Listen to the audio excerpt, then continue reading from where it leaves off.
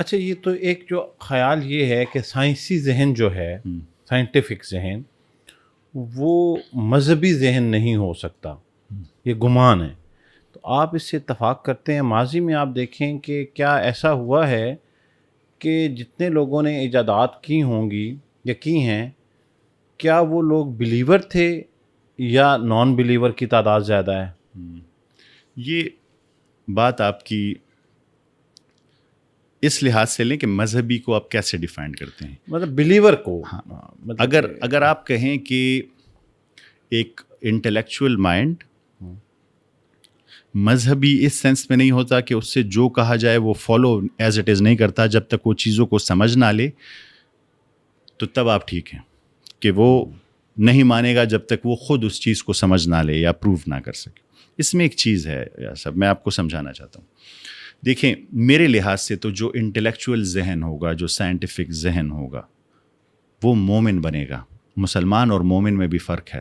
بالکل. وہ دل سے اور دماغ سے یقین کرے گا، وہ ایمان لے کے آئے گا، وہ سچا سجدہ کرے گا جو اس کے دل سے نکلے گا، کیونکہ وہ چیزوں کی حقیقت کو سمجھ جائے گا. مسئلہ کیا ہوتا ہے؟ مسئلہ یہ ہوتا ہے، علامہ اقبال کا شعر ہے نا،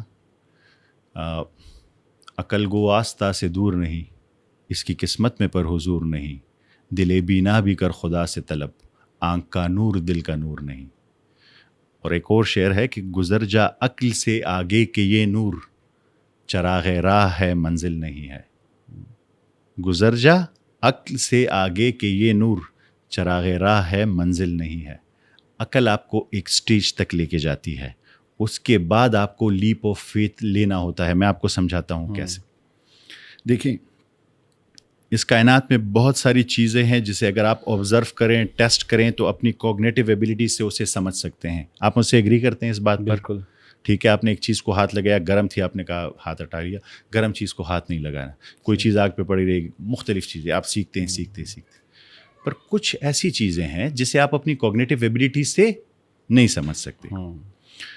تو یہ دونوں چیزیں جب آپ اس پہ بضد ہو جاتے ہیں کہ نہیں، جو چیزیں میں اپنی کوگنیٹیو ایبلٹی سے نہیں سمجھ سکتا اسے بھی میں نے سمجھنا ہے، وہ لوگوں کی آپ بات کر رہے ہیں کہ وہ مذہبی نہیں ہوتے یا دین سے دور ہو جاتے ہیں.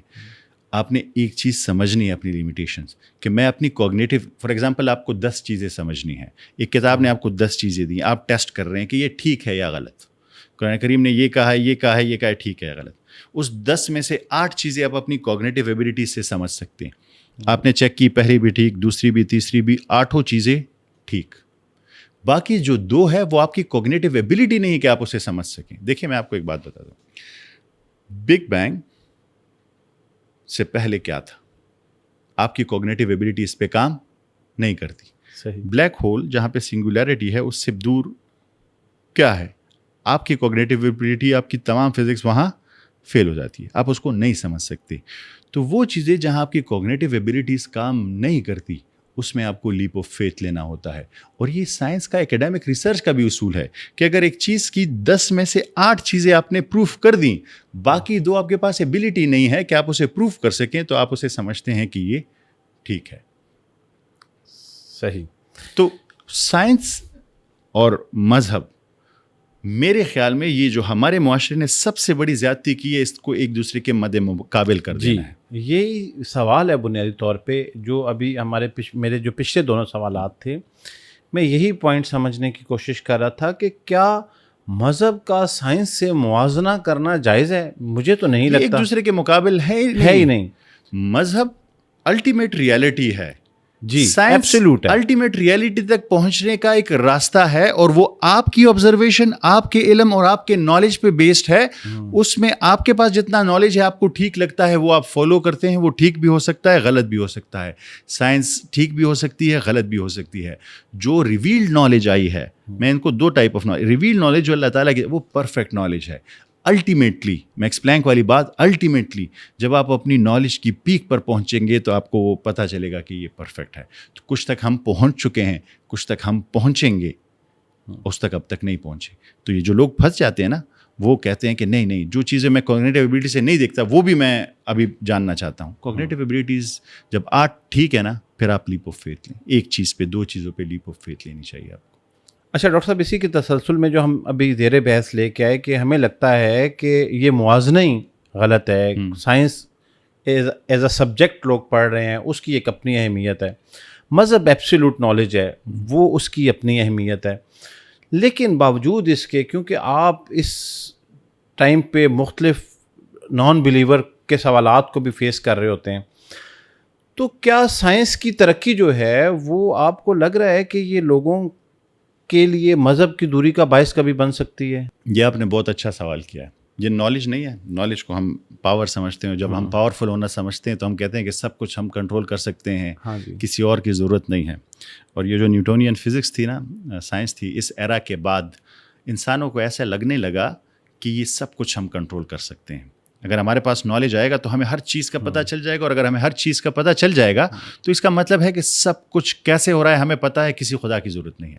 تو اس کے بعد 300 سال تک سائنسدان ایک بلیو میں رہے میٹیریلزم کے، کہ سب کچھ اپنے آپ کو جسٹیفائی کر سکتا ہے. وقت کے ساتھ نالج آتا جائے گا اور وہ ہر چیز اپنے آپ کو ایکسپلین کر دے گی. ہر چیز کا کاز اینڈ افیکٹ ہوگا، ہمیں پتہ چل جائے گا کہ ہر چیز. وہ اسی خوشی میں رہی.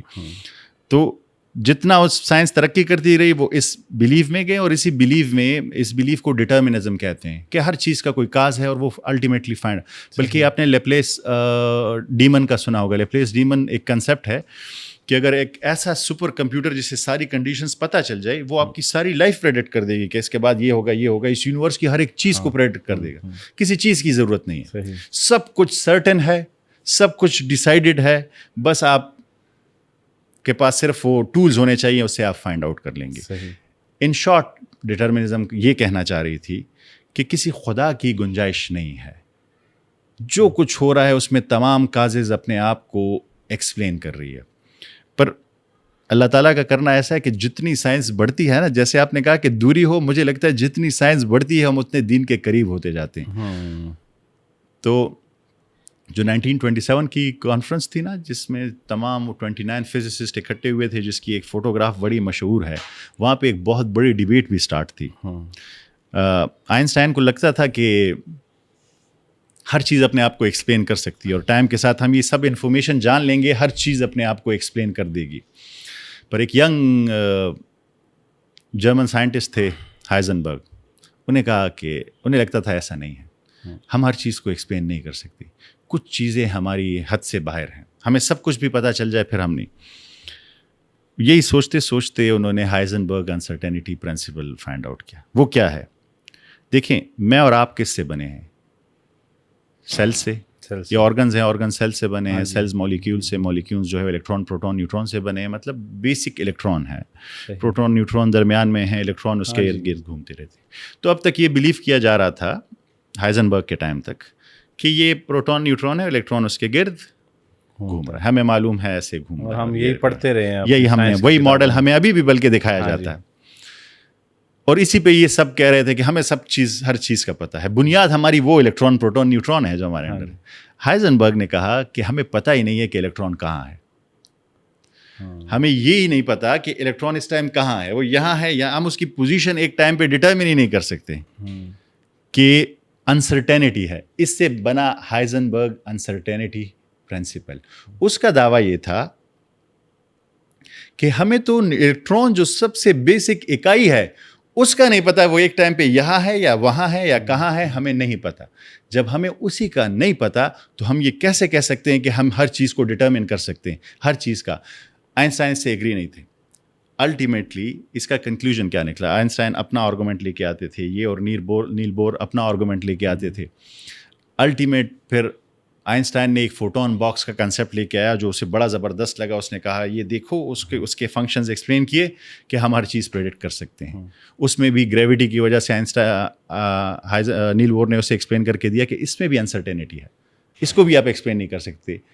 الٹیمیٹلی آئنسٹائن کو یہ ماننا پڑا کہ انسرٹن ہے، اور وہ پرنسپل ہمارے پاس ابھی بھی موجود ہے، ہائزنبرگ انسرٹینٹی پرنسپل.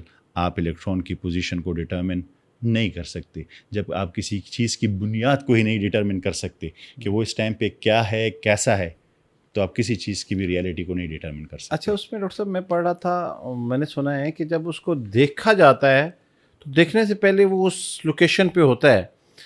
جب اس کو یہ پتا چلتا ہے کہ کوئی مجھے دیکھ رہا ہے تو وہ اپنی پوزیشن چینج کر لیتا ہے. وہ ینگ ڈبل سلٹ ایکسپیریمنٹ ہے. اچھا, وہ ینگ ڈبل سلٹ ایکسپیریمنٹ ہے کہ جب کوئی چیز اسے آبزرو کر رہی ہو, آبزرو نہ کر رہی ہو تو الیکٹران ویو فارم میں ہوتا ہے, اور جب اسے آبزرو کرے تو وہ پارٹیکل فارم میں شفٹ ہو جاتا ہے. یہ بھی کوانٹم فزکس کی اب یہ بڑا زبردست یہاں پہ سوال ہے. یہ میں نے بہت جگہوں پہ پڑھا ہے, لیکن مجھے یہ سمجھ نہیں آتی کہ یہ کیسے طے ہوا.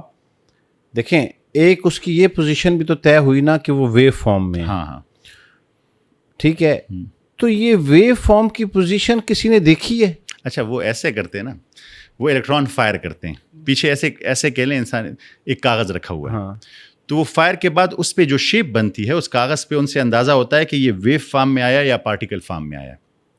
جب ویو فارم میں آتا ہے تو پورا ایک ایسا پیٹرن بنا ہوتا ہے جیسے ویو جاتی ہے ایسے, اور پارٹیکل فارم میں ڈاٹس بنے ہوتے ہیں ایسے, جو ڈاٹس میں گیا ہوتا ہے. تو اس پہ جو چیز بن کے آتی ہے نا, اس سے انہیں اندازہ ہوتا ہے. ینگ ڈبل سلٹ ایکسپیریمنٹ کی بات کر رہا ہوں کہ ابھی یہ ویو فارم میں تھا اور ابھی یہ پارٹیکل فارم میں آیا ہے, جو اس کی پوزیشن وہاں پہ بنتی ہے وہاں پہ. مطلب ڈبل سلٹ کا یہ مطلب ہے کہ دو ایسے سوراخ سے ایسی لائن سی بنائی ہوئی ہے. ہاں جی, ٹھیک ہے. تو جب نہیں ہوتا ویو فارم ہوتا ہے نا, تو دونوں میں سے گزر رہا ہوتا ہے ایک ٹائم پہ. آپ یوں کہہ لیں کہ ایک دیوار میں ہم نے 2 ہول کر دیے. ہاں, ٹھیک ہے.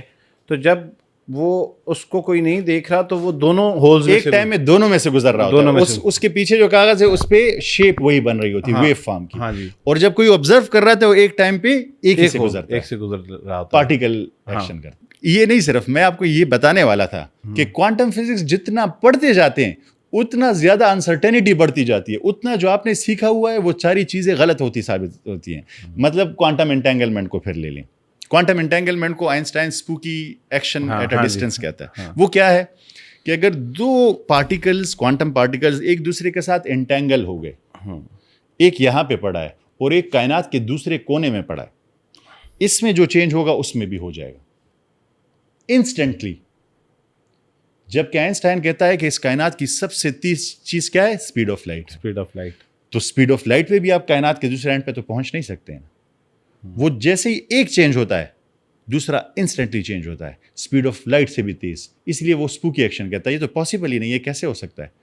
کیا چیز ہے جو اسپیڈ آف لائٹ سے تیز جا کے اس دوسرے کو بتا رہی ہے کہ اس میں چینج ہوا ہے, تم بھی چینج ہو جاؤ. جیسے وہ اکثر موویز میں دکھاتے ہیں نا کہ جڑوا ہوتے ہیں تو ایک دوسرے ملک میں ایک کو چوٹ لگتی ہے تو دوسرے کو چوٹ لگتی ہے. ہاں, رات کو بھی میں ایک کانسیپٹ ڈسکس کر رہا تھا ٹوین فلیم کا. ہاں, ٹوین فلیمز کا. وہ اسی سے ریلیونٹ ہے کہیں نہیں, وہ تو ایک کوانٹم لیول پہ کوانٹم انٹینگلمنٹ ہے کہ پارٹیکلز ایک دوسرے کے ساتھ کنیکٹڈ ہیں. ایک کے اسٹیٹ میں چینج ہوتا ہے, دوسرا نو میٹر جہاں بھی ڈسٹینس ہو, جتنا بھی ڈسٹینس ہو وہ بھی چینج ہوگا. اس کو وہ نہیں سمجھ سکتے ہیں کوانٹم انٹینگلمنٹ.